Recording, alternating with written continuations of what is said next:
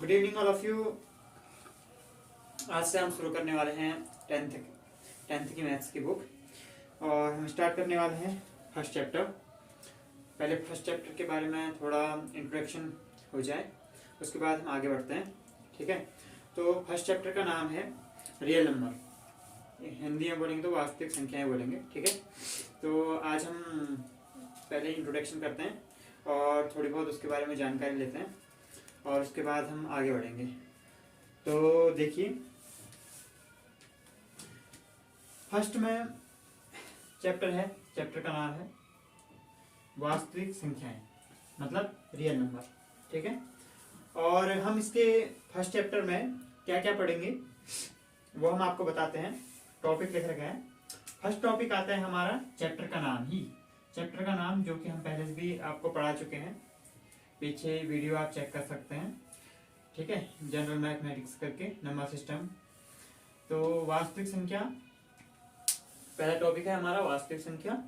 और दूसरा टॉपिक है हमारा क्या है, यूक्लिड विभाजन प्रमेय का। क्या है, यूक्लिड विभाजन प्रमेय का। बहुत ही इंपॉर्टेंट है सारे के सारे टॉपिक। ठीक है, एग्जाम में पूछे जाते हैं वास्तविक संख्या से और यूक्लिड विभाजन प्रमेय का, अंकगणित की आधारभूत प्रमेय। ठीक है, अंकगणित की आधारभूत प्रमेय इससे पूछे जाते हैं। ठीक है, तीसरा हमारा टॉपिक है।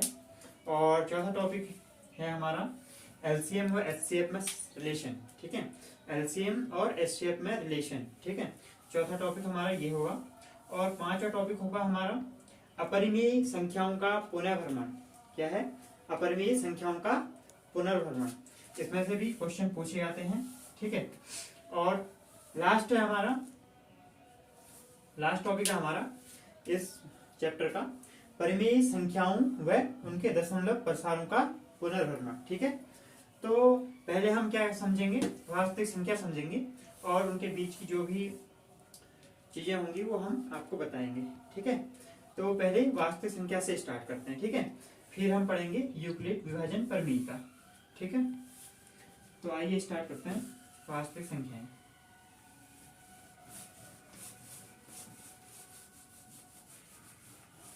तो हमें पहले वास्तविक संख्याओं के बारे में नॉलेज होनी चाहिए, उसके बाद ही हम क्या करेंगे, आगे बढ़ेंगे। ठीक है, तो देखिए वास्तविक संख्याएं क्या होती हैं। मैं पहले बता चुका हूं आपको कि वास्तविक संख्याएं क्या होती हैं। देखिए, परिमेय संख्या नाम आपने सुना ही है। परिमेय संख्या एक होती है, परिमेय संख्या एक क्या होती है, परिमेय संख्या। ठीक है, एक होती है अपरिमेय संख्या। क्या होती है, अपरिमेय संख्या। अपरिमेय संख्या। ठीक है दोस्तों, एक होती है परिमेय संख्या, एक होती है अपरिमेय संख्या। मैंने क्या बोला था, परिमेय संख्या क्या होती है बोला था। परिमेय संख्या बोला था मैंने कि वे संख्याएं जिन्हें हम p बट्टा q के रूप में लिख सकते हैं, यानी कि भिन्न के रूप में p बट्टा q के रूप में लिख सकते हैं। और वे या जहां लिख देता हूं, ठीक है, हिंदी की क्लास जहां q is not equal to 0, यानी कि q 0 के बराबर नहीं होना चाहिए। मतलब ये हो गया अंश हमारा, क्या हो गया, इसे बोलेंगे अंश ऊपर वाले को, और इसे क्या बोलते हैं, हर बोलते हैं। ठीक हो गया, तो हमारा हर क्या होना चाहिए, 0 नहीं होना चाहिए। तो वे संख्याएं जिन्हें हम p बट्टा q के रूप में लिख सकते हैं और जहां q नॉट इक्वल टू 0 है, उनको क्या बोलेंगे, हम परिमेय संख्याएं बोलेंगे। ठीक है, इसकी डेफिनेशन क्या लिखेंगे हम वास्तविक संख्या की कि वे संख्या, मैं लिख के नहीं बता रहा हूँ, मुंह से बता रहा हूँ, आप लिख सकते हो, नोट कर सकते हो कहीं पर। तो वे संख्या जिन्हें हम p बट्टा q के रूप में लिख सकते हैं और जहां q 0 के बराबर नहीं है, यानी कि ये लिखोगे जहां q नॉट इक्वल टू 0 है, परिमेय संख्याएं कहलाती हैं। जैसे एग्जाम्पल के तौर पर क्या लिखोगे आप, एग्जाम्पल के तौर पर लिखोगे जैसे 0 बट्टा 2 है, या 3 बट्टा 2 है, या -5 बट्टा 2 है, 6 बट्टा 5 है, कुछ भी हो सकता है। ठीक है, लेकिन नीचे वाला यानी कि हर 0 नहीं होना चाहिए, समझ गए। और सबसे इंपॉर्टेंट चीज क्या होगी, देखो, जहां क्या है, p और q क्या होंगे, इंटीजर होंगे। क्या होंगे, इंटीजर होंगे। इंटीजर मतलब पूर्णांक होंगे। क्या होंगे, पूर्णांक, और पूर्णांक क्या होते हैं जिसमें माइनस के भी हो और प्लस के भी हो विथ जीरो। ठीक है, समझ रहे हो? यानी कि इसका मतलब क्या है, जहां पी और क्यू, यानी कि ये जो पी और क्यू है, मैंने क्या बोला था, वे संख्या है जिन्हें हम पी बट्टा क्यू के रूप में लिख सकते हैं, और जहां Q not equal to zero है परमेय संख्याएं कहलाती हैं, और जहां पी और क्यू पूर्णांक होंगे। ठीक है, पूर्णांक होंगे मतलब कि ऊपर का प्लस का भी हो सकता है, माइनस का भी, नीचे का प्लस का भी हो सकता है, माइनस का भी। ठीक है, तो इसे क्या बोलते हैं, परमेय संख्या बोलते हैं। अगला इसमें आता है अपरिमेय संख्या। अपरिमेय संख्या क्या होती है? अब अपरिमेय संख्या ये होती है वे संख्याएं जिन्हें हम पी बट्टा क्यू के रूप में नहीं लिख सकते, पी बट्टा क्यू के रूप में नहीं लिख सकते। ठीक है, और जहां इसके रूप में नहीं लिखा जा सकता, यानी कि पी बट्टा क्यू के रूप में नहीं लिखा जा सकता है, और जहां क्या है, जहां क्या है, Q not equal to zero है, यानी कि क्यू जीरो के बराबर नहीं होना चाहिए। ठीक है, और एग्जाम्पल के तौर पर क्या होगा, देखो पी और क्यू जहां पर क्या होंगे, इंटीजर ही होंगे। ठीक है, और दूसरी बात क्या है, जैसे कि रूट टू है, रूट टू है तो रूट टू को अगर हम रूट टू डिफाइन करते हैं तो हमें आता है 1.41 समथिंग ऐसे मिलता है। ठीक है, लेकिन ये क्या होता है, देखो दो चीजें होती है, एक होती है टर्मिनेटिंग, एक होता है नॉन टर्मिनेटिंग। मतलब एक को कहते हैं शांत, क्या बोलते हैं, शांत। एक का होता है अशांत, अशांत यानी कि दशमलव प्रसार। आप पहले 9th क्लास में कर चुके होंगे शांत और अशांत क्या होता है। एक होता है अशांत, अशांत एवं आवर्ती।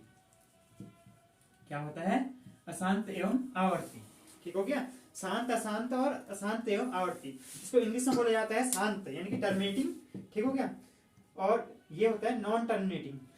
शांत को टर्मिनेटिंग और अशांत को नॉन टर्मिनेटिंग, और अशांत एवं आवर्ती को बोला जाता है नॉन टर्मिनेटिंग एंड रिपीटिंग। ठीक है, तो क्या होगा, देखो शांत, जैसे कि मैंने कहा कि 4/2 है, सपोज के लिए ये कह दिया मैंने कि हमने परमेय संख्या ली 4/2 है ना, 4/2। अब इसका मतलब क्या होता है, 2 से किसको डिवाइड करना है, 4 को, तो 2 से डिवाइड करेंगे अगर हम 4 को, तो हमको क्या मिलता है, 2 2 जा 4, यानी कि हमको क्या मिला, रिमाइंडर क्या मिला हमको, 0।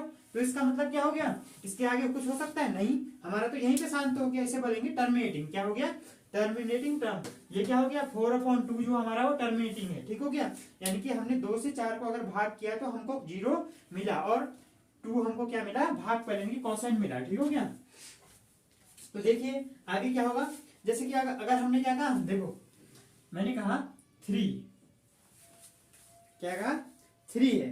ठीक हो गया, अब यहाँ पे आ जाता है 2 अगर ऐसे है तो अब ये क्या आएगा, देखो ये 2 से हमको अगर 3 को डिवाइड करना है, 2 से 3 को डिवाइड करेंगे तो क्या आएगा, 2 1 जा 2, और हमारा जो रिमाइंडर बचेगा 1, यानी कि शेष 1। अब हमारा क्या, पॉइंट लगाने की बारी, पॉइंट लगाया, 0 बढ़ाई, फिर 2 5 जा 10, यानी कि ये भी क्या हो गया हमारा, 3/2 भी क्या हो गया, एक टर्मिनेटिंग हो गया, यानी कि शांत हो रहा है। ठीक हो गया, अब ऐसे कई होंगे जिसमें अशांत होंगे, जैसे कि कौन सा है, जैसे हमारा √2 लिया था हमने 1.41, ऐसे करके 4 2 ऐसे करके समथिंग समथिंग आता रहता है। ठीक है, तो आता रहता है, तो ये क्या है, एक नॉन टर्मिनेटिंग है, नॉन टर्मिनेटिंग।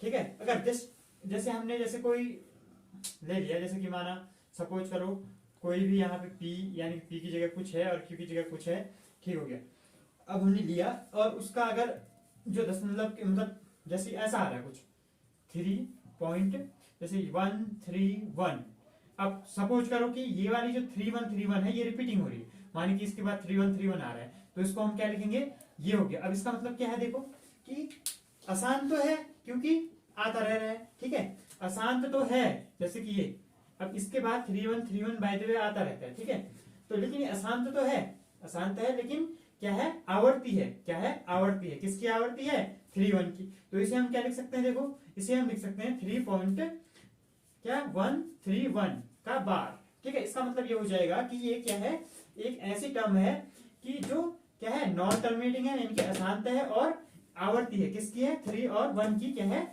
आवर्ती है। ठीक हो गया, जैसी भी संख्या है जैसे कि जिसमें शांत यानी कि शांत आ रहा है, तो वो क्या होगा, शांत और अशांत एवं आवर्ती जिसमें आता है वो कौन सी संख्याएं होती हैं, वो होती है परिमेय संख्याएं। ठीक है, लेकिन अगर क्या हो रहा है, ऐसे इस टाइप का आ रहा है, ऐसे भाग देने पर हमको आता है 4 1 2, सपोज 4 आ रहा है, 4 फिर 3 आ रहा है, या कुछ फिर ऐसे अलग अलग संख्याएं आती रहती है, यानी कि कोई टर्म में कोई रिपीटिंग टर्म नहीं आ रहा है, तो वो क्या होती है हमारी, वो होती है हमारी अपरिमेय संख्या। क्या होती है? अपरिमेय संख्या। समझ गए?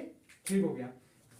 और अपरिमेय संख्या के √2 हो गया, √3 हो गया, √5 हो गया, ठीक है, √5 हो गया, और हमारा पाई हो गया, और ऐसे करके जो भी संख्याएं होंगी वो क्या आती है हमारी अपरिमेय संख्या में आती हैं। ठीक है, अपरिमेय संख्या में आती हैं। अब हमने जानना क्या था, किसके बारे में जानना था हमने? वास्तविक संख्याएं के बारे में। ठीक है, तो वास्तविक संख्याओं के बारे में क्या जानोगे? देखो, वास्तविक संख्या, वास्तविक संख्या, ठीक हो गया। वास्तविक संख्या के बारे में बताया था ना मैंने। तो वास्तविक संख्या क्या चीज होती है? देखो, रियल नंबर क्या चीज होता है? रियल नंबर को क्या बोलेंगे हम? यानी कि group of rational number and rational number, sorry, group of rational number and irrational number is called real number. Okay, तो देखो क्या होगी, यानी कि परिमेय संख्या और अपरिमेय संख्या को का समूह क्या कहलाता है? समूह क्या कहलाता है हमारा? वास्तविक संख्या कहलाता है। यानी कि परिमेय संख्या और अपरिमेय संख्या का समूह, यानी कि दोनों संख्याएं अगर एक ही में मिला दी जाए तो क्या कहलाएंगी? वास्तविक संख्या कहलाएंगी। ठीक हो गया। तो कैसे मिला दिया जाए? देखो, जैसे कि वही बात हो गई, आपने चने को आलू का समोसा और चना ले लिया तो बन गया ना आलू समोसा, वैसे हो गया वास्तविक संख्या। समझ गए? तो ठीक हो गया। देखो, मैंने क्या बताया था, परिमेय संख्या के कुछ एग्जांपल्स लिए थे। बाय द वे 3/2 है, -2/4 है, या इस टाइप के कुछ भी, और हमने √2 √3 ये सब एक ही में मिक्स कर दिए। ठीक है, अब मिक्स कर दिए हमने, एक डब्बे में डाल दिए सपोज, और डब्बे का नाम क्या दे दिया हमने? वास्तविक संख्या, यानी कि रियल नंबर दे दिया। ठीक हो गया। तो रियल नंबर को क्या लिखोगे आप? इसकी अगर डेफिनेशन लिखोगे तो लिखोगे कि परिमेय संख्या एवं अपरिमेय संख्या का समूह वास्तविक संख्या कहलाता है। इसके कुछ एग्जाम्पल लिखोगे नीचे, 3/2 -2/4 √2 √3 एंड पाई। लिख लिया? इसको लिखो, नोट करो। ठीक है, और आगे देखोगे, अब वास्तविक संख्या के बाद हम जो आपको आगे बताएंगे वो हमारा दूसरा पॉइंट, दूसरा टॉपिक होगा। वो कौन सा टॉपिक था? कौन सा टॉपिक था? यूक्लिड विभाजन प्रमेयिका। क्या था? यूक्लिड विभाजन प्रमेयिका। ठीक है, तो यूक्लिड विभाजन प्रमेयिका में हमने क्या बताया था? यूक्लिड, यानी कि ये देखो, यूक्लिड विभाजन प्रमेयिका। विभाजन जैसे कि नाम से पता चल रहा है, यानी कि विभाजन मतलब भाग करना। ठीक है, विभाजन प्रमेयिका, एक यूक्लिड नाम के वो थे, कौन से? मैथमेटिशियन। ठीक है, तो उनने ये प्रमेयिका हमको दे रखी है। तो उनने क्या कहा था? देखो, उनने कहा था यदि 2 नंबर दिए जाएं, यदि 2 अंक दिए जाएं, कौन से? यदि 2 अंक दिए जाएं, कौन से? बाय द वे हमने कह दिया A एंड B। तब क्या कहा हमने? तब दो अद्वितीय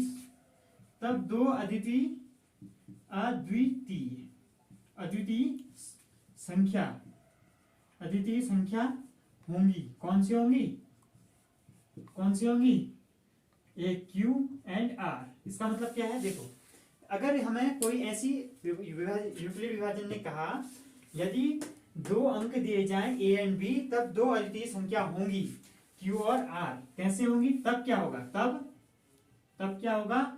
A = B × Q + R, where, मतलब कि जहां WRE, where 0 is less than R, less than and equal than R, and Q is greater than R। It's mean, इसका मतलब क्या है? इसका मतलब है यूक्लिड विभाजन प्रमेयिका ये कहती है यदि 2 अंक दिए जाएं A एंड B, A और B, तब 2 अद्वितीय संख्या हमारे पास होंगी। कौन सी होंगी? Q और R होंगी। ठीक है, और तब क्या होगा? A = B × Q + R, where जहां 0 क्या होगा? 0 होगा R के बराबर, या बराबर होगा, या 0 से बड़ा R होगा, यानी कि R से छोटा होगा या 0, या फिर बराबर क्या होगा। ठीक है, और Q हमेशा क्या होगा? R से बड़ा होगा। इट्स मीन, अब इसका मतलब क्या होता है? देखो, इसका मतलब क्या होता है? देखो, भाग देना तो सबने सीखा है ना, भाग देना सबने सीखा है। तो देखो, मैंने कहा 2 का भाग हमने क्या दिया? किसमें दिया? 3 में दिया। 3 में दिया, इसको क्या बोलेंगे? हमारा क्या बोलेंगे? इसको भाजक। क्या बोलेंगे? भाजक। इसको क्या बोलेंगे? हमारा भाज्य। क्या बोलेंगे? भाज्य। ठीक है। और इसको क्या बोलेंगे हमारा भागफल, क्या बोलेंगे भागफल, ठीक है। भागफल इधर का क्या होता है भागफल, भागफल, ठीक है। और जो हमारा लास्ट में जो बचता है उसे क्या बोलेंगे शेषफल, ठीक है, शेषफल।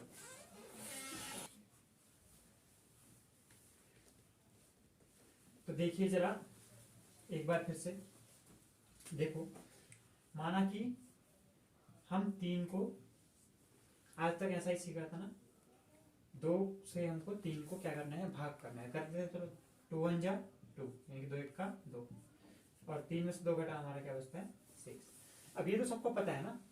देखो अब इनमें क्या होता है, इनके बारे में जानते हैं हम, ठीक है। जो ये होता है ना ये 2 जिससे हम भाग दे रहे हैं, इसे क्या बोला जाता है हमारा, क्या बोलते हैं इसे भाजक, क्या बोलते हैं भाजक। और इसे इंग्लिश में क्या बोला जाता है, देखिए डिवाइडर, क्या बोला जाता है डिवाइडर, ठीक है, या डिवाइजर, डिवाइजर, समझ गए, डिवाइडर या डिवाइजर, ठीक है। और जो ये 3 है इसे हिंदी में बोला जाता है भाज्य, क्या बोला जाता है भाज्य। इसे बोलते हैं डिविजिबल, डिविजिबल, डिविजिबल, ठीक है। और जो हमारा ये शेष आ गया ना, ये भागफल, सॉरी ये भाजक हुआ और हमारा भागफल, इसे क्या बोलेंगे, इसे बोलेंगे भागफल, क्या बोलेंगे भागफल, ठीक है, इसे बोलेंगे भागफल। अब भागफल को हम क्या बोलते हैं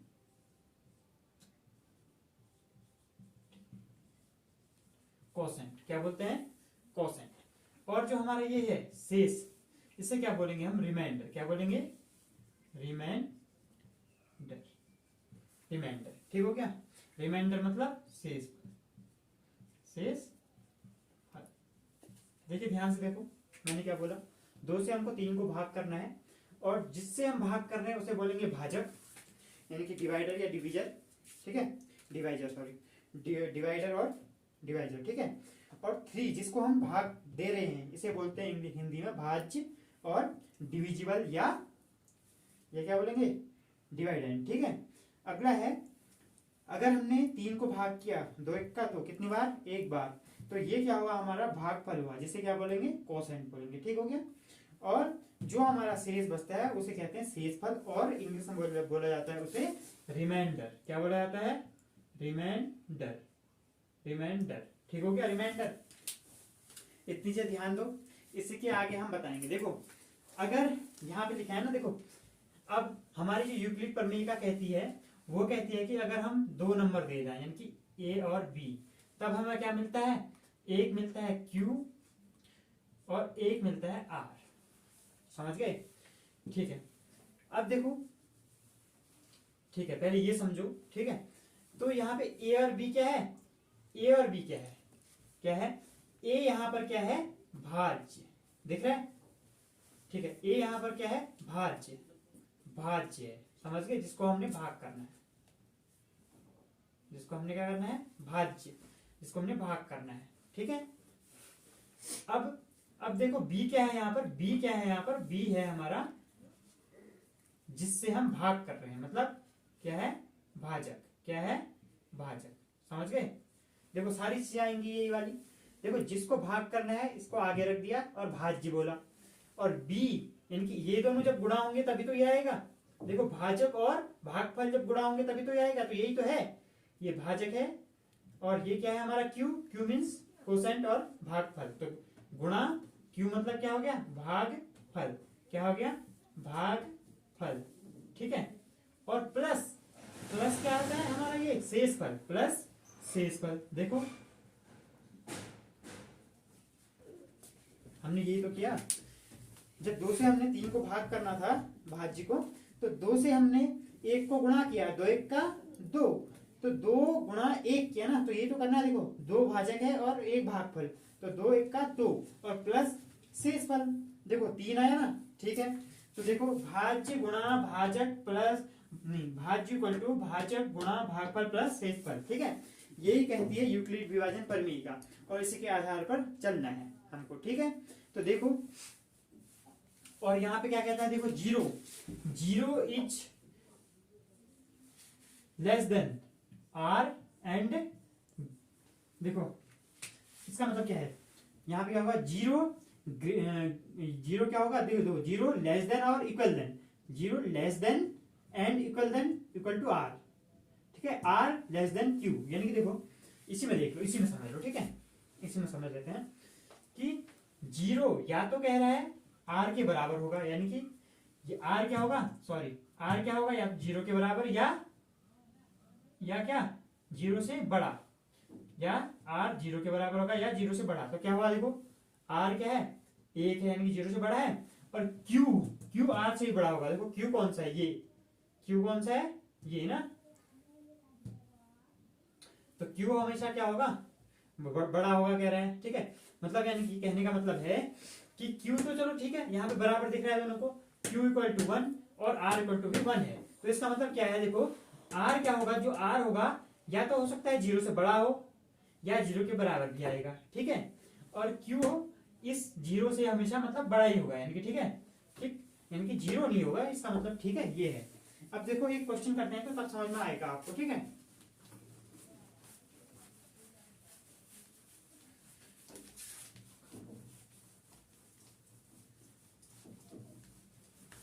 और यूक्लिड विभाजन का प्रयोग किसके लिए करते हैं, सबसे बड़ी बात HCF निकालने के लिए, किसके लिए, HCF निकालने के लिए, तो HCF इसके द्वारा कैसे निकालेंगे देखते हैं, ठीक है। एक क्वेश्चन उठा लेते हैं,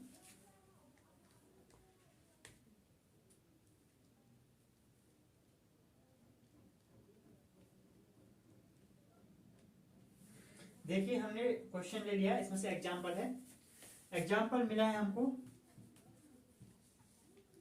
455 एंड मतलब और कितना है 42, अब निकालना है हमने इसका HCF क्या है, और 42 का HCF, ऐसे करके क्वेश्चन आएगा आपके में, 455 और 42 का HCF यूक्लिड विभाजन से निकालो, यूक्लिड विभाजन प्रमेय से निकालो, विभाजन प्रमेय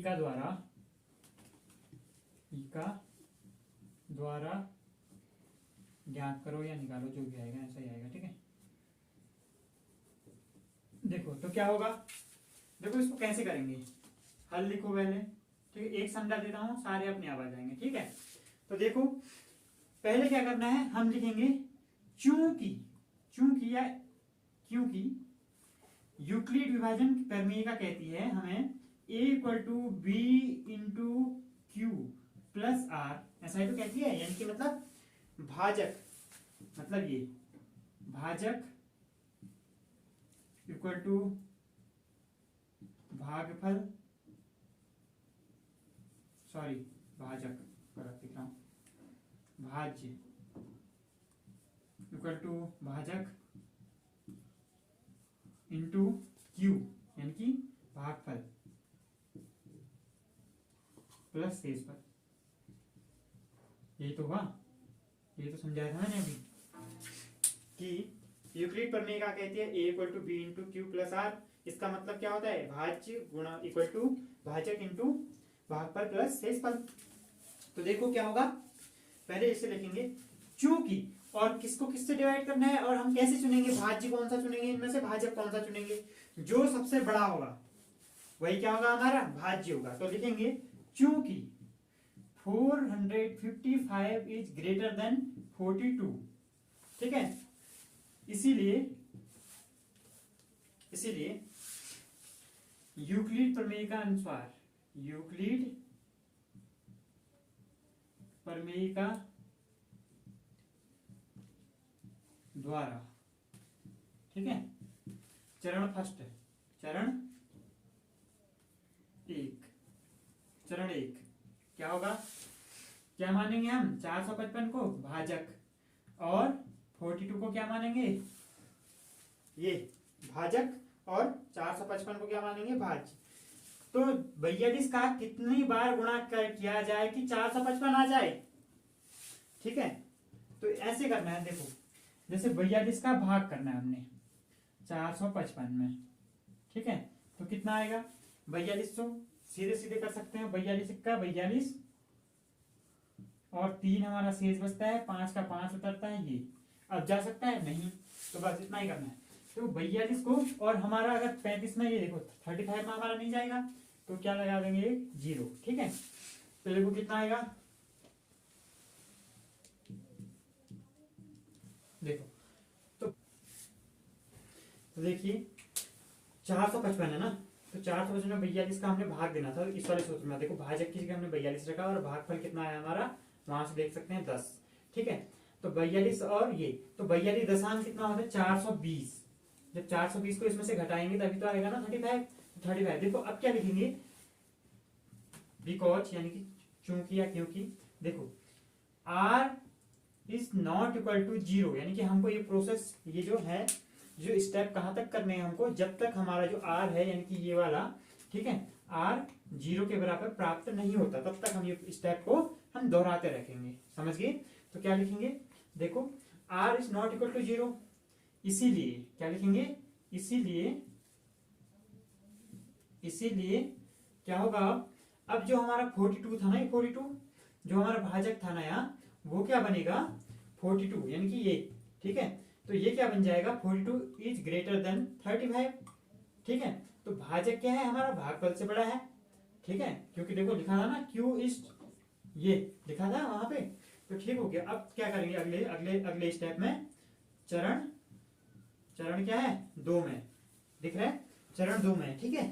तो क्या करेंगे, 42 को हम क्या बनाएंगे, भाज्य बनाएंगे, और 35 को बनाएंगे हम क्या बनाएंगे, 35 को बनाएंगे भाजक, समझ गए। तो अब क्या करेंगे, देखो पहले से थोड़ा सा देख लो, चलो 35 को देखो 42 से हमने इसको मल्टीप्लाई किया और हमारा शेषफल क्या बचा, 35। अब चूंकि हमारा जो शेषफल है ये r है, 0 के बराबर नहीं है, तब क्या कहती है, तब प्रमेय कहती है कि जो लास्ट भाजक है, अगर 0 नहीं आता है तो जो भाजक है हमारा, उसको ही हमने क्या बनाना है, भाज्य बनाना है अगली प्रोसेस के लिए। तो 42 हमारा भाज्य बन जाएगा और 35 हमारा भाजक बन जाएगा। तो देखो 35 का भाग 42 में कितनी बार जाएगा, सिंपल है, एक ही बार जाएगा, और शेष क्या बचेगा हमारा 7। तो इस प्रोसेस में क्या हमारा 0 बचा, r इक्वल टू 0 नो, इसलिए हम क्या करेंगे, because r is not equal to 0, r 0 के बराबर नहीं है, इसीलिए क्या होगा, इसीलिए क्या बनेगा, इसीलिए क्या होगा, 35 इज ग्रेटर देन 7। अब लिखेंगे चरण थर्ड। तो चरण थर्ड में क्या बनेगा हमारा, यूक्लिड प्रमेय के अनुसार क्या हो जाएगा, देखो यूक्लिड प्रमेय के अनुसार हो जाएगा 35 इक्वल टू 7 इंटू कितना, देखो 7 का भाग देंगे 35 में, कितनी बार जाएगा, 7 पंजे 35, 5 बार, और कोई शेष बचेगा नहीं, तो क्या आएगा हमारा 0। तो इस बार क्या होगा हमारा, r चूंकि यानी कि बिकॉज r इक्वल टू 0, हमको क्या मिल गया, r 0 के बराबर प्राप्त हो गया है, r इक्वल टू 0। इसीलिए यूक्लिड प्रमेय कहती है कि जहां पर 0 प्राप्त हो जाता है और उस समय जो भाजक होता है वही क्या होता है हमारा HCF होता है, इसलिए 455 एवं 42 का जो है क्या है, HCF क्या है हमारा 7 है, क्या है 7 है, समझ गए। एक बार ध्यान से देख लो, एक बार रिपीट कर देता हूं। हमको दिया था 455 और 42 का HCF यूक्लिड विभाजन प्रमेय का द्वारा ज्ञात करें। तो हमको पता है यूक्लिड विभाजन क्या कहती है कि जब हमने कोई दो संख्याएं दे रखी है, संख्याएं कौन सी दे रखी है, देखो 455 और 42 दे रखी है, तब हमको जब इन दोनों को भाग किया जाता है तो क्या मिलता है, हमको एक दो अद्वितीय संख्याएं मिलती है, एक Q मिलती है, एक R मिलती है। Q को बोला जाता है क्वोशंट यानी कि भागफल, और R को बोला जाता है शेषफल। आप लोग भाग करना आसानी से जानते हैं, समझ गए। तो देखो 455 यानी कि फर्स्ट स्टेप में देखो हमने क्या करना है, हमको ये बताना है कि यूक्लिड प्रमेय का क्या कहती है, A equal to B into Q plus R. 2 number का क्वेश्चन पूछा जाता है भाज्य इक्वल टू भाजक इंटू भागफल प्लस शेषफल, इसका अर्थ, ठीक है। देखो 455 जो था हमारा ग्रेटर देन था 42 से, ठीक है, 45 से ग्रेटर देन था, तो इसलिए क्या हो गया, देखो अब क्या होगा, यूक्लिड जो प्रमेय का है ना, यूक्लिड प्रमेय का द्वारा क्या था, देखो क्या करेंगे, 455 को 42 से हमने डिवाइड करना है, तो 42 का हम टेबल पढ़ेंगे कितनी बार, 455 आने तक, कितनी 10 बार हो गया, और 4 दशमांक कितना 420, तो 420 455 में से 420 घटाएंगे तो कितना शेष बचता है 35। तो देखो हमारा शेषफल यहाँ पे जीरो नहीं है, हम ये प्रोसेस तब तक अपनाएंगे जब तक हमें जीरो प्राप्त नहीं होता है। तो हमने क्या किया, जो हमारा इसमें भाजक हमें प्राप्त हो रखा है 42, तो इसी को हम भाज्य बनाएंगे, और जो भाग शेषफल बचा है उसे हम भाजक बनाएंगे। तो 42 को रखा हमने भाज्य की जगह में, और 35 को रखा हमने भाजक की जगह में। अब भाजक से हमने इसको भागफल करना है, ठीक है, भाग देना है, तो 35 से भाग दिया एक बार तो कितना हमारा शेष बचा 7। अब भी जीरो प्राप्त नहीं है, तो अब क्या करेंगे हम, अब करेंगे हम क्या करेंगे, 35 को भाज्य बनाएंगे और 7 को भाजक बनाएंगे, तो 7 का पहाड़ा 5 बार 7 पंजे 35, और हमारा जीरो प्राप्त होता है। इसका मतलब है कि r इक्वल टू जीरो, ठीक है, r इक्वल टू जीरो। देखो यहाँ पे सिद्ध हो जाता है, मैंने क्या कहा था, यहाँ पे देखो जीरो एंड आर क्यू, यहाँ पे लिखा था कि r जो है या तो जीरो होगा या जीरो से थोड़ा बड़ा होगा। तो देखो यहाँ पे r जीरो है और q क्या है, r से बड़ा है, देखो r ये है और q क्या है ये, तो क्या है हमारा, सॉरी ये, तो q क्या है हमारा 5 है ना, तो बड़ा है ना इसका मतलब, ठीक है। तो इसका मतलब क्या है, देखो आप समझ गए होंगे, और अन्य क्वेश्चन इसके आधार पर हम कर सकते हैं, ठीक है। आज के लिए हम इतना ही करेंगे, और कल से हम दूसरा टॉपिक स्टार्ट करेंगे, ठीक है।